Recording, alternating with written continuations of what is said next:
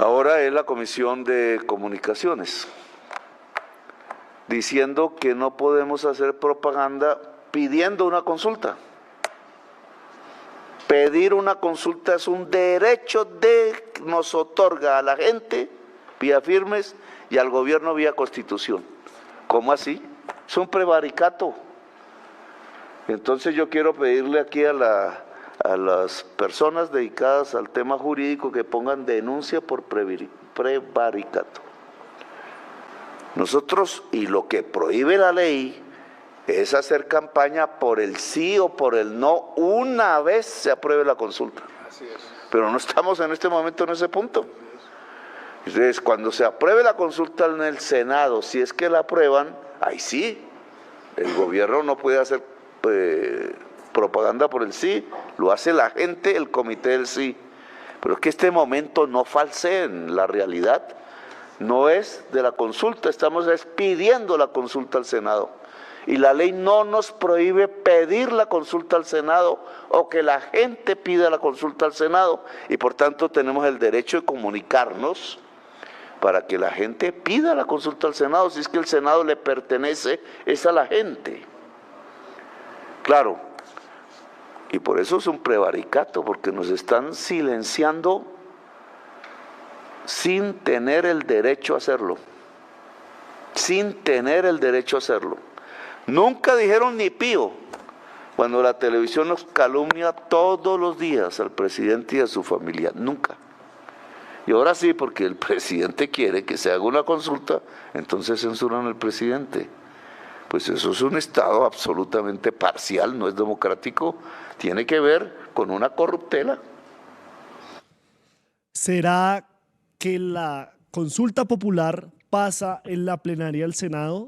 ¿Será que el gobierno del presidente Gustavo Petro cuenta con los votos necesarios en la primera plana del Congreso de la República para lograr que la consulta popular sea aceptada y posteriormente llegue a las manos de los colombianos? Esta es la pregunta que está rondando el día de hoy y que, pues por supuesto, ha dejado varios caminos después de lo dicho ayer por el presidente Gustavo Petro.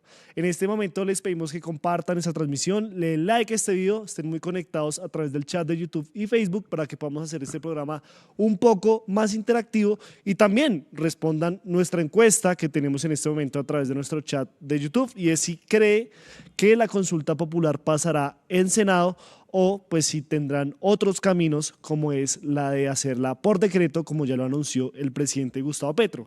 Iniciamos con esta alocución del presidente Gustavo Petro ayer durante el Consejo de Ministros, nuevamente televisado como todos los lunes, y que pues inicia con esa crítica a la Comisión de Comunicaciones por esos llamados de atención frente a la utilización de los espacios de los canales privados para transmitir este Consejo de Ministros, donde él alude a una censura y que por supuesto nunca se ha pronunciado cuando han lanzado ataques en contra de él y de su familia.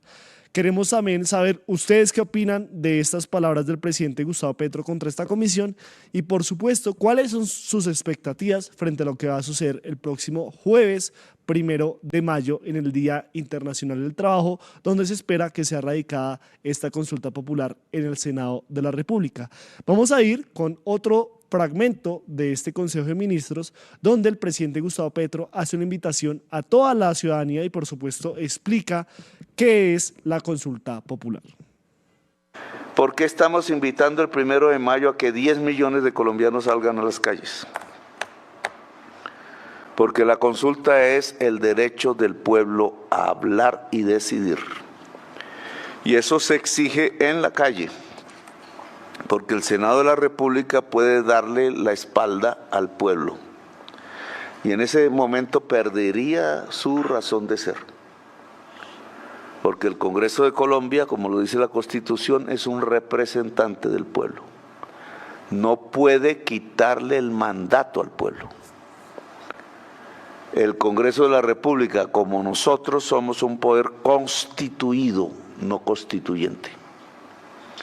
Sobre el poder constituido prima el poder constituyente, y el poder constituyente es la decisión del pueblo. Y lo que queremos demostrar es que el pueblo en su mayoría ya ordena que se haga una consulta popular. Por eso queremos mostrarlo en las calles y por eso quieren censurarnos. El pueblo en las calles exigiéndole al Senado de la República que apruebe la consulta popular. En este momento queremos saludar a todas las personas que a través del chat de YouTube y Facebook se reportan sintonía con el tercer canal, como es Milton Catuche, siempre es de Alemania muy pendientes. Un saludo al viejo Pepe que hoy no nos pudo acompañar. Jorge Vargas, Jenny Peña, Pedro Manuel González Virgués, Sara W, DMK Star, Paola Gómez, José Aldemar Gómez y todas las personas que en este momento nos dejan sus diferentes comentarios sobre qué piensan sobre esta radicación de la consulta popular en el Congreso de la República, respectivamente en el Senado. Bueno, nosotros titulamos este informativo con una denuncia de boicot hacia la consulta popular. ¿Y por qué decimos esto? Es que el presidente Gustavo Petro el día de ayer se refirió a esa mini reforma pensional que fue presentada por el Partido Liberal y cuyo ponente es el señor Miguel Ángel Pinto, sí, uno de los congresistas de la Comisión Séptima del Senado que ayudó a sepultar esta reforma al laboral, pues presentaron una nueva que solo consta de 4 artículos en los que se abordan los pagos de jornadas nocturnas, dominicales y festivos. El presidente Gustavo Petro calificó esto como una manera dilatoria para que la consulta popular no llegue a buen puerto y que por supuesto le pidió a su ministro del Interior, que recordemos el ministro del Interior es el enlace directo del gobierno con el legislativo, que de manera urgente pues discutan esta mini reforma para pasar o para darle paso a la consulta popular. Veamos lo dicho por el presidente Gustavo Petro frente a esta maniobra del Partido Liberal. El Partido Liberal ha decidido presentar y aprobar el proyecto que saboteó el Pinto en la Comisión Séptima.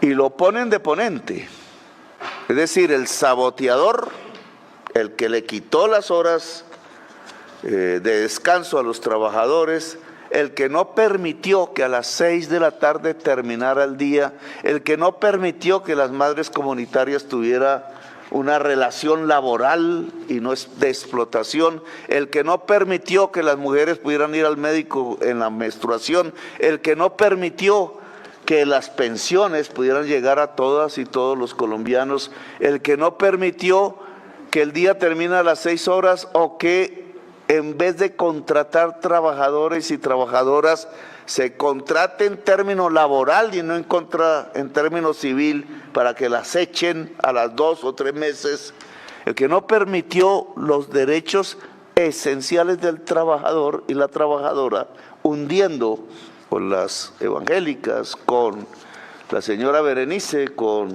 la señora Blel del Partido Conservador, la reforma laboral. Entonces ahora resulta que lo ponen de ponente para salvar la reforma laboral. Eso llama hipocresía, en mi opinión. O sea, ¿qué pretenden? Que el Congreso se demore entonces en un debate, 2 debates, 2 años, como ocurrió con la reforma laboral, para que el tiempo de la consulta se pase, para que los senadores no voten la consulta popular, y entonces el Partido Liberal está pretendiendo taparle la boca al pueblo, evitando la consulta popular en un proyecto que se demoraría, pues ya lo probamos ahora, 2 años, es decir, que quedaría interrumpido con la salida de este gobierno en el año 2026. Pues le he pedido al ministro del Interior que le ponga mensaje de urgencia e insistencia, para que definan rapidísimo, y nosotros presentamos la consulta el 1 de mayo. Vamos a leer algunos de los comentarios que en este momento nos llegan a través del chat de YouTube. Germán Castellanos Salero dice lo siguiente: vamos todos a marchar por la consulta popular porque nosotros elegimos al presidente por su plan de gobierno que nos ha podido ejecutar porque lo han truncado las fuerzas opositoras. Nora Lindo dice lo siguiente: seguir dilatando y no hacer es lo que quiere el Congreso. Ben González dice: consulta popular por decreto, no, el Senado es quien decide. Bueno, hay una puerta que se va a abrir que ya vamos a revisar. También está Hernán Fonseca García: el presidente tiene todo el derecho de defender al pueblo. Negro Gato dice Uribe, fundador del Bloque Metro. Ya vamos a ir a hablar de esa reanudación del juicio contra el expresidente Álvaro Uribe Vélez después del apagón en España que lo detuvo el día de ayer. Farley Antonio Alzate Arias dice saludos desde Girardota, Antioquia, pues un saludo a todas las personas allí. Peter Frank Narváez dice el pueblo en pleno en la calle, el poder del pueblo se respeta. Elber Ramos que el presidente lo haga por decreto. César Bisbal dice excelente. Jenny Peña, los que dicen que no es porque no quieren que hayan mejoras en el país, lo que pasa es que no creen que se pueda, que los corruptos de siempre ganan y se salen con la suya. Agradecemos todos sus comentarios. Vamos a ir ya encaminándonos frente a esas opciones, esas cartas que tiene sobre la mesa el gobierno nacional referente a esta consulta popular y que aunque para muchos no sea de agrado, la persona responsable para responder por esto es directamente el ministro del Interior, el señor Armando Benedetti, quien junto al ministro del Trabajo, el señor Antonio Sanguino, pues se han puesto en la tarea de llevar a buen puerto la consulta popular. En un fragmento de este Consejo de Ministros, el ministro del Interior, Armando Benedetti, explicó qué es lo que sigue después de la radicación de esta consulta popular y, por supuesto, cuáles son esos caminos que le quedan al presidente si llegado el caso no se llega a aceptar por el Senado de la República. Para que haya consulta tiene que ser aprobado por la plenaria del Senado de la República. Tiene que ser aprobado un concepto favorable o negativo. Si no se pronuncia, como lo dijo el señor presidente, el presidente podrá convocar a elecciones en los siguientes 3 meses, al igual que si se pronuncia de forma positiva para que exista consultas. El Senado tiene 1 mes para entonces tramitar ese concepto favorable o negativo. Y es entonces cuando, usted lo acaba de decir, cuando usted haga la convocatoria, a los 15 días viene la conformación de los comités y ahí es cuando empieza la campaña y es ahí cuando la Comisión, el Consejo de Estado, etcétera, la Corte, se pueden pronunciar si hay alguna irregularidad por parte del gobierno en sus actuaciones con referente a lo que venga a ser la campaña. Ahora viene un tema muy importante para que usted me ha preguntado ahorita, presidente. Para que sean aprobadas cada pregunta se necesita sacar las 2/3 partes. Mal contados los votos que se necesitan son 13.600.000. Una vez aprobadas las preguntas o la consulta, tiene que volver otra vez al Congreso.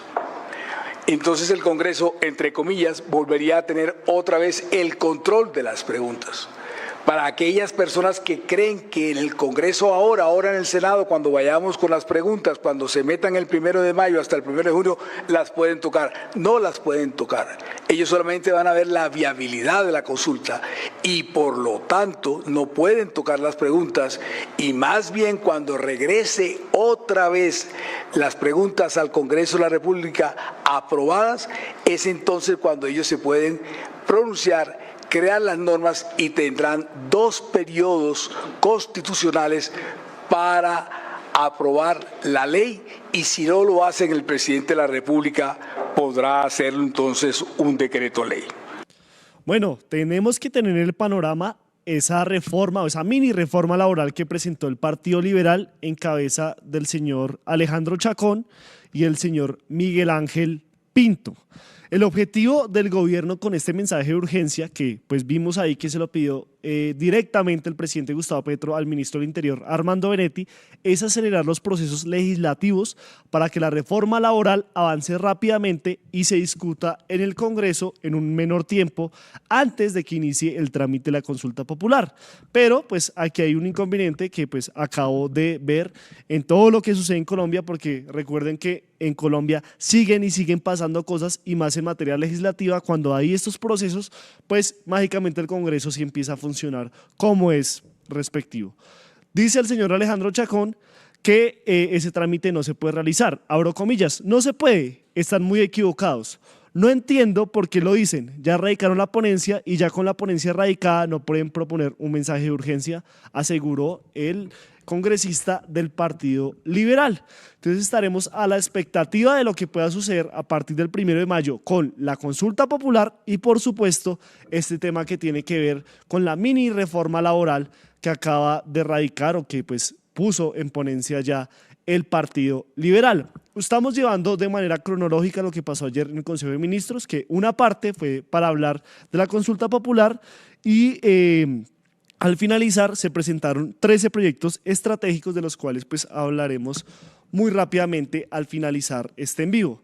Pero el señor Antonio Sanguino, ministro del Trabajo, hizo pues una explicación con ciertas cifras, obviamente también en una interlocución con el presidente Gustavo Petro, de esas 12 preguntas de la reforma laboral que vamos a de todas maneras revivir aquí, por si usted no las conoce o si de pronto no las tiene presente. La primera dice lo siguiente: ¿está de acuerdo con que el trabajo de día dure máximo 8 horas y sea entre 6 a.m. y 6 p.m.? Ojo, esto no significa que ya nadie pueda trabajar después de las 6 de la tarde, porque he visto muchos comentarios de ese tipo. Están diciendo que en día, o sea, para que uno le paguen el día, estamos hablando de 6 de la mañana a 6 de la tarde. De ahí para allá son horarios nocturnos, recargos nocturnos y horas extra. La segunda pregunta dice lo siguiente: ¿está de acuerdo con que se pague un recargo del 100% el trabajo en día de descanso dominical o festivo? Muchas personas creerán que pues esto es obvio, que esto ya se viene haciendo, y no. Con la representante María Fernanda Carrascal determinamos, o ella pues nos pudo ayudar con eso, es que algunas personas, sobre todo a las informales, el día dominical no se los pagan en un 100% de lo que debería, como a muchos sí, pero a la mayoría les pagan un porcentaje menor a pesar de que están trabajando en su día de descanso. Tercero, ¿estás de acuerdo con que las micro, pequeña y medianas empresas productivas, preferentemente asociativas, reciban tasas preferenciales e incentivos para sus proyectos productivos? Esto es netamente pues una serie de garantías que va a tener que hacer el gobierno, que obviamente hay que hacer la crítica, no ha dicho muy bien cómo serían, para que las pequeñas, medianas empresas puedan tener acceso a pues algunos beneficios laborales por cumplir con todos estos puntos. Estamos hablando de un gran porcentaje de la población colombiana, que de esa llamada independiente, hablamos de las tiendas de barrio, los negocios locales, etcétera, que se van a ver beneficiados con esta iniciativa. Vamos a la cuarta pregunta. ¿Está de acuerdo con que las personas puedan tener los permisos necesarios para atender tratamientos médicos y licencias por periodos menstruales incapacitantes? Una pregunta que ha dejado pues también gran polémica, porque miembros de la oposición dicen, pero bueno, entonces, o sea, en palabras castizas, dicen como, bueno, pero la mujer podría decir que todo el tiempo tiene el periodo y se incapacita, o cualquier tratamiento médico, así sea mínimo, va a hacer que las personas no vayan a trabajar. No, eso tiene que ir acompañado de una reseña médica, de un diagnóstico, de todo lo que tiene que ver con la parte normativa para que esto se pueda aplicar. No es que esto se pueda hacer así como así, y obviamente hay ciertas enfermedades que pues lleva todo el proceso de la menstruación que pues hacen que muchas mujeres no rindan como pueden hacerlo en el trabajo, y que les permitiría en este caso pues que se puedan ausentar hasta estar totalmente recuperadas, algo que pues desde muchas miradas feministas, desde muchas miradas de la importancia de la mujer, pues lo ven con muy buenos ojos, pero que pues frente a los argumentos de la oposición se tiene que de alguna manera poner en una línea normativa muy clara. Vamos con la quinta pregunta. ¿Está de acuerdo en que las empresas deban contratar al menos 2 personas con discapacidad por cada 100 trabajadores? Bueno, esto creo que muchas personas dirán, no se hace, no, actualmente no se hace, o sí lo hacen, hay algunos beneficios, pero muchas personas no lo equivalen, no lo aplican.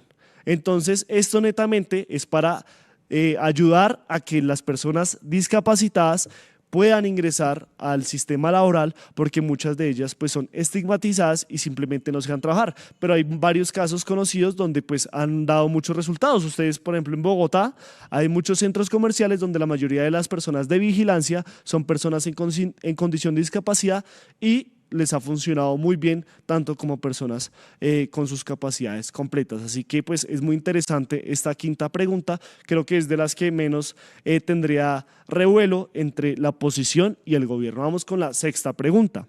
¿Está de acuerdo con que los jóvenes aprendices del SENA y instituciones similares tengan un contrato laboral? Esto sí pues netamente compete a estas personas, a estos estudiantes que han acompañado los debates, todo el tema de la comunicación, de la reforma, las audiencias públicas que tiene que ver con la reforma laboral, y reivindicar esos derechos del SENA que a muchos no se les paga completo. Vamos con la séptima pregunta. ¿Está de acuerdo con que las personas trabajadoras en plataformas de reparto acuerden su tipo de contrato y se les garantice el pago de seguridad social? Un tema también bastante controversial por lo que tiene que ver con todo el tema de las aplicaciones de Rapid, que muchos de ellos son extranjeros, y pues también, aparte de esta pregunta, se tiene que llevar una legislatura para que pues esto pueda ejercerse como es y no estar con estos vacíos legales que tenemos actualmente con estos personajes que en algún momento les llega a pasar algo, no tienen seguridad social, no tienen EPS, no tienen nada y quedan a la merced de lo que puedan hacer con sus recursos particulares. Vamos con la octava. ¿Está de acuerdo con establecer un régimen laboral especial para que los empresarios del campo garanticen los derechos laborales y el salario justo a los trabajadores agrarios? Esto pues netamente tiene que ver con todo el tema de los derechos de las personas en el campo, que muchos no son muy reconocidos y que para la oposición generaría pues unos gastos innecesarios para esta población que no se ha apoyado. Obviamente el presidente y el gobierno han dicho que esto va también de la mano con varios programas para industrializar el campo y que por supuesto esto no sea una carga sino un derecho laboral. Vamos con la novena. ¿Está de acuerdo en eliminar la tercerización e inmediación laboral mediante contratos sindicales que violan los derechos laborales? Hay que ser muy exactos con esto. Durante la locución del Consejo de Ministros el día de ayer, el presidente Gustavo Petro habló que muchos de estas tercerización se hace también desde el Estado colombiano, también sobre todo en temas de salud, del Ministerio de Salud, las IPS y las EPS. Así que no solo es un compromiso de la ciudadanía, sino también un compromiso del Estado colombiano por cambiar esto, que netamente pues, es hacer que las personas trabajen por ciertos actos que muchas veces no son bien remunerados. Vamos con la 10ª pregunta. ¿Está de acuerdo con que las trabajadoras domésticas, madres comunitarias, periodistas, deportistas, artistas, conductores, entre otros trabajadores informales, sean formalizados o tengan acceso a la seguridad social? Bueno, esto creo que también es un poco básico. Muchas de estas personas o mucha ciudadanía no tenía contemplado que, por ejemplo, un oficio como el del periodismo, un oficio como el de una empleada doméstica no tiene esas garantías de ley. Muchas personas optan por no tenerlos para de alguna manera pues llevar un poco más de sustento a sus hogares, pero esto limita también la capacidad que tienen para acceder a beneficios como una caja de compensación familiar, una EPS, una ARL, bueno, todas estas prestaciones de la seguridad social que ahora son obligación y que por supuesto con esta consulta popular se harían realidad. Vamos con la 11ª pregunta. ¿Está de acuerdo en promover la estabilidad laboral mediante contratos a término indefinido como regla general? Pues también hay que hacer una aclaración que nos hizo la misma María Fernanda Carrascal, quien fue ponente de esta iniciativa, y es que aunque diga que sea regla general, no es obligatorio, porque muchas personas dirán, pero bueno, yo dejo de contratar porque si no tengo para hacerlo a un contrato a término indefinido, pues no lo puedo hacer. No es obligatorio, pero es la idea. Si todos tenemos un contrato a término indefinido, si las personas saben de cuándo a cuándo va su contrato, pues las personas pues tendrán más estabilidad laboral y podrán acceder más a servicios, más a una organización económica para llegar a un hogar, a una casa, a un viaje, bueno, a todo lo que tengan presupuestado como familia. Vamos con la última pregunta. ¿Está de acuerdo con constituir un fondo especial destinado al reconocimiento de un bono pensional para los campesinos y campesinas? Eso también va muy de la mano de todo el tema de la reforma pensional que está en veremos actualmente por la decisión de la Corte Constitucional y que por supuesto pues habla de estos derechos que deben tener también los campesinos y esa ayuda que se le puede prestar desde sectores pues que en este momento producen más como las grandes ciudades o las grandes urbes. Así que queremos saber ustedes qué opinan de estas preguntas, si tienen alguna sugerencia de un cambio de la otra. El ministro del Trabajo, el señor Antonio Sanguino, pues llevó una explicación con diferentes cifras, controvertiendo algunos de los argumentos de la oposición que esperamos lo vean en nuestra transmisión del Consejo de Ministros, pero que creo que ya se le ha hecho la suficiente pedagogía y que nos lleva a un punto crucial que lo nombró el mismo Sanguino y lo complementó el presidente Gustavo Petro, y es que si el Senado decide que esta consulta popular no decide aceptarla, ni siquiera la discute, ¿cuáles son los pasos a seguir que va a seguir el gobierno del presidente Gustavo Petro? Pues aquí lo dijo con todas las IES, con todos los puntos y lo dejó muy claro, porque el decreto también es ley. si los colombianos votan afirmativamente estas preguntas, el Senado, según la ley 1757 del 2015, tiene la obligación de convertirlas en leyes de la República en el periodo en curso en el que se haga la consulta o en el periodo inmediatamente siguiente.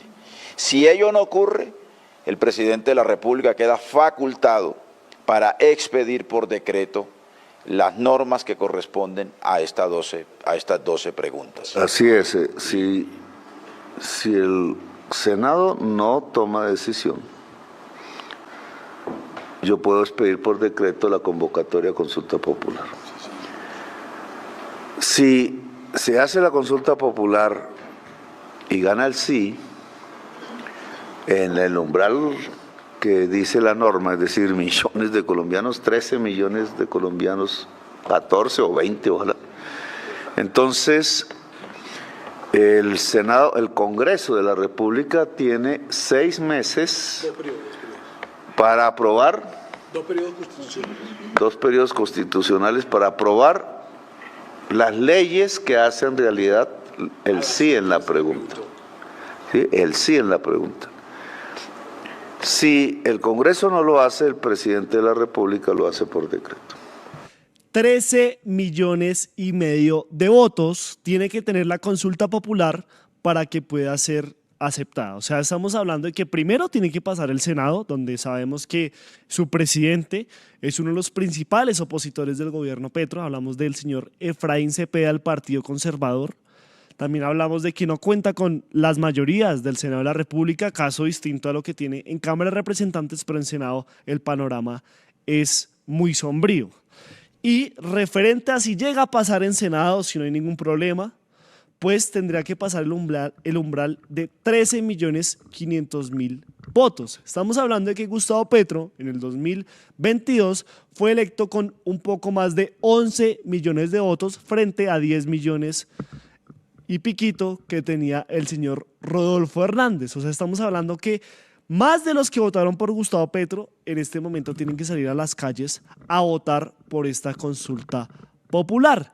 El presidente lanzó pues lo que llamamos, no sé, una superstición, un panorama de lo que él cree, una apuesta, porque él, según lo que él dice, tiene ahora más electores, puede llegar a ese punto de manera más efectiva y la consulta popular ganará o ganará. Escuchemos lo que dice el presidente Gustavo Petro.